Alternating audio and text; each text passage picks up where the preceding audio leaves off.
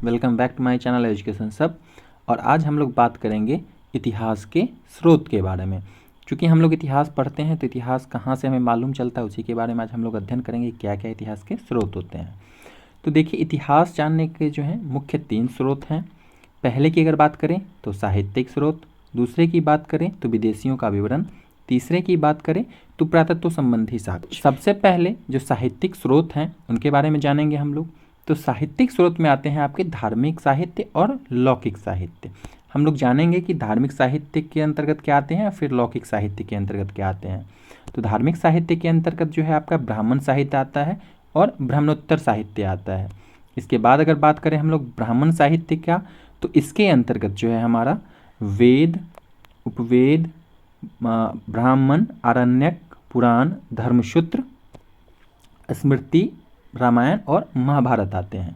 इसके बाद अगर हम बात करें तो ब्राह्मणोत्तर साहित्य, तो इसके अंतर्गत जो है आपका बौद्ध साहित्य और जैन साहित्य आता है। अगर हम बौद्ध साहित्य के अंतर्गत की बात करें तो जो आपका सुत्त पिटक, विनय पिटक और अधम पिटक है, ये बौद्ध साहित्य के अंतर्गत आते हैं और इनके माध्यम से भी हम लोग अच्छी खासी जानकारी अपने इतिहास के बारे में समझ लेते हैं, पता कर लेते हैं। अब देखिए, जो सुत्त पिटक है या फिर विनय पिटक है, इसके बारे में विस्तृत चर्चा भी हम लोग कर सकते हैं, परंतु इसमें बहुत समय लगेगा, तो ये अगली क्लास में हम लोग करेंगे। इसके बाद अगर हम लोग जैन साहित्य की बात करें तो जैन साहित्य में जो है यानी फिर जैन ग्रंथों में परिशिष्ट पर्वन, भद्रबाहु चरित्र, आवश्यक सूत्र, आचारांग सूत्र, भगवती सूत्र, कलिका पुराण आदि जो है विशेष रूप से उल्लेखनीय है। इनमें जो है अनेक ऐतिहासिक घटनाओं का जो है हम लोगों को सूचना मिलता है और इससे जो है हम अपने इतिहास के बारे में जान लेते हैं। इसके बाद अगर हम लोग लौकिक साहित्य की बात करें, देखिए जो ऐसे साहित्य हैं जो ऐतिहासिक एवं समसामयिक होते हैं, इनको हम लोग धर्मोत्तर साहित्य भी कहते हैं। और इस प्रकार की जो कृतियां हैं, इससे तत्कालीन भारतीय समाज की जो राजनीतिक व्यवस्था या सांस्कृतिक इतिहास है, इसके बारे में हम लोगों को जानकारी मिलने में जो है काफ़ी मदद मिलती है। और लौकिक साहित्य के अंतर्गत अगर किसी रचना की बात होती है तो अर्थशास्त्र जो चाणक्य कृत है, ये आपका सबसे प्रमुख है। इसके बाद अगर हम लोग बात करें तो मुद्रा राक्षस है, पाणिनि है, अष्टाध्यायी है, गार्गी संहिता है, इत्यादि जो है आपका आता है आपका लौकिक साहित्य के अंतर्गत। इसके अलावा भी बहुत सारी पुस्तक है, जैसे मल्लिकाग्निमित्रम है, 4वीं शताब्दी का है, हर्षचरित्र है, वृक्षकट्टिकम है, राजतरंगिणी है, ठीक है। तो इस प्रकार बहुत सारी आते हैं। इस सब पे भी हम लोग है एक अगली वीडियो बनाएंगे, तो उसमें इस सब पुस्तकों की बात आराम से अच्छे से करेंगे। अगर हम लोग विदेशी यात्रियों के विवरण की बात करें, के माध्यम से भी हम लोगों को भारतीय इतिहास के बारे में जो है पता चलता है। अगर हम बात करें तो इनको जो है विदेशी यात्रियों को जो है हम लोग 3 वर्गों में बांट के देख सकते हैं। पहला आपका यूनानी रोमन लेखक, दूसरा आपका चीनी लेखक और तीसरा आपका अरबी लेखक। तो जो यूनानी लेखक हैं इनको हम लोग 3 भाग में जो है बांट सकते हैं। जैसे कि अगर पहले की बात करें तो सिकंदर के पूर्व जो यूनानी लेखक थे वो, फिर इसके बाद जो सिकंदर के समकालीन थे और जो सिकंदर के बाद के यूनानी लेखक हैं वो। तो अब हम लोग देखते हैं कि टेटियस और हेरोडोटस जो हैं यूनान और रोम के प्राचीन लेखकों में से हैं। और इसके बाद अगर बात करें हम लोग तो निर्याकस, अनेसिक्रोटस और अरिस्टोबुलस, ये सभी जो है लेखक सिकंदर के समकालीन थे। इसके बाद बात करें अगर सिकंदर के बाद के लेखकों में महत्वपूर्ण, तो एक मेगास्थनीज है जो यूनानी राजा सेल्यूकस का जो है राजदूत होता है। इसके बाद बात करें तो आपका डाइमेकस जो सीरिया नरेस अंतियोकस का राजदूत था, जो बिंदुसार के दरबार में भी रहता था। तो इस सब के जो लेख है उससे हमें भारतीय इतिहास के बारे में पता चलता है। अगर अन्य पुस्तकों की बात करें तो एक पेरिप्लस ऑफ द इरिथ्रियन सी है, ठीक है, जिसके बारे में अभी तक इसके लेखक के बारे में हम लोगों को जो है अभी तक पता नहीं चला है, ठीक है। ये इसकी जो रचना है लगभग 80 से 115 ईस्वी के बीच की मानी जाती है। चीनी लेखों के विवरण से जो है भारतीय इतिहास का पता चलता है या भारतीय इतिहास पे बहुत प्रभाव पड़ता है।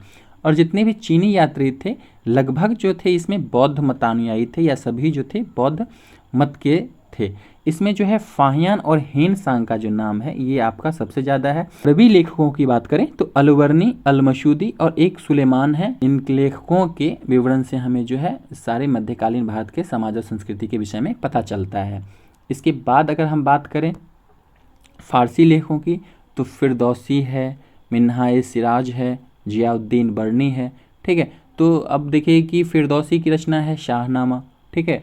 उसके बाद अगर हम बात करें मिन्हाज जो सिराज की जो है तवाक़त-ए-नासरी है, ठीक है। तो इस सब के माध्यम से जो है हमारे भारत के बारे में या भारत की संस्कृति के बारे में या भारत के इतिहास के बारे में हम लोगों को पता चलता है। अगर यूरोपीय यात्रियों की बात करें तो उसमें एक मार्को पोलो है, ठीक है, जो प्रसिद्ध यात्री था और जिसके द्वारा जो है दक्षिण के पांड्य राज्य के विषय में जो है हम लोगों को विस्तृत जानकारी मिलती है। अगर हम लोग पुरातत्व संबंधी साक्ष्य की बात करें तो इसमें देखिए अभिलेख है, प्रशस्ति है, स्मारक एवं भवन है, मूर्तियां हैं, चित्रकला हैं, सिक्के हैं और पांडुलिपियां हैं। इनके माध्यम से भी जो है हम लोगों को अपने भारतीय इतिहास के बारे में पता चलता है। तो अब अगर हम लोग अभिलेख की बात करें तो अभिलेख क्या होता था कि एक पत्थर या कोई जो ठोस चीज़ होता था, कठोर चीज़ होता था, उस पर जो है उत्कीर्ण करवाए जाते थे, यानी कि राजा के द्वारा लेख लिखवाए जाते थे, जिससे जो है ये जनता के सामने रहेगा। अभिलेख जो है अधिकांशतः स्तंभों, शिलाओं, ताम्रपत्रों, मुद्राओं, पात्रों, मूर्तियों, गुहाओं आदि पे खुदे या फिर लिखाए जाते थे, जिससे जो है वो लंबे समय के लिए रहे और जिसके पास भी जाए उस चीज़ को देखे या जो से उसके पास जाए उसको उस चीज़ के बारे में पता चले। अगर प्राचीनतम अभिलेख की बात करें हम लोग तो मध्य एशिया के जो बेगाज़कोई नामक स्थान से करीब 1400 ईसा पूर्व में पाया गया है वो है, जिसमें जो है कुछ वैदिक देवताओं जैसे इंद्र, मित्र, वरुण और नाशत्य आदि का जो है उल्लेख मिलता है। इसके बाद बात करें हम लोग तो अभिलेख जो है हमें सर्वप्रथम अशोक के शासनकाल का ही मिलता है, ठीक है। अगर बात करें तो लंघमान और सरेकुना से प्राप्त अशोक के अभिलेख जो है यूनानी तथा आरामाइक लिपि में था। अभी हम लोग इतिहास के बारे में ये कर रहे हैं कि कहाँ कहाँ से हम लोगों को जानकारी प्राप्त होती है अपने अतीत के बारे में।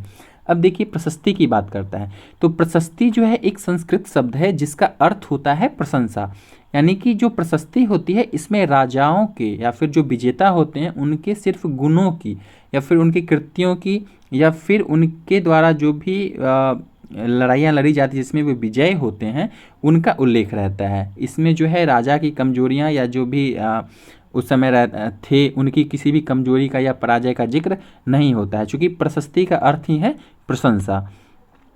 अब देखिए अगर प्रशस्ति की बात कर रहे हैं तो इसकी रचना जो है उस समय जो भी राजा महाराजा थे उनके विद्वान कवि और ब्राह्मणों के द्वारा जो है करवाई जाती थी, जो ज्ञानी होते थे उस समय।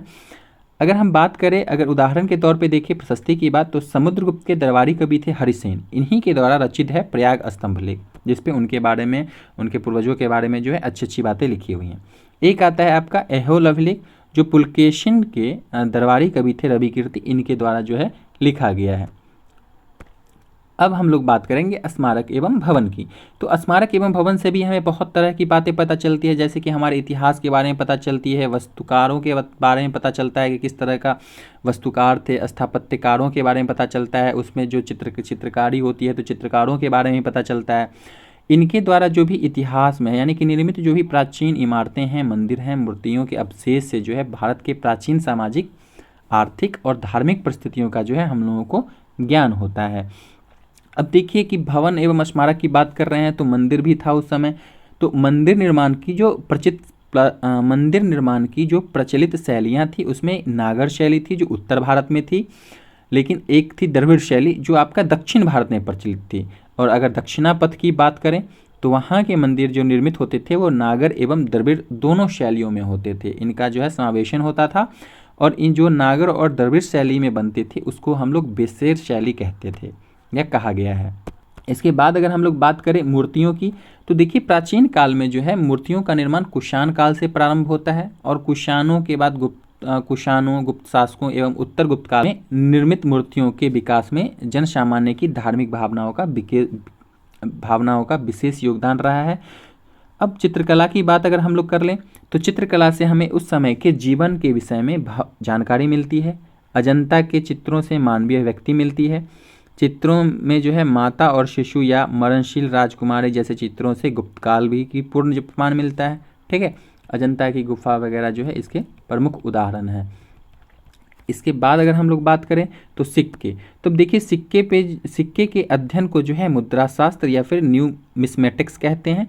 ये जो है सोना, चांदी, तांबा, सीसा हो सकता है।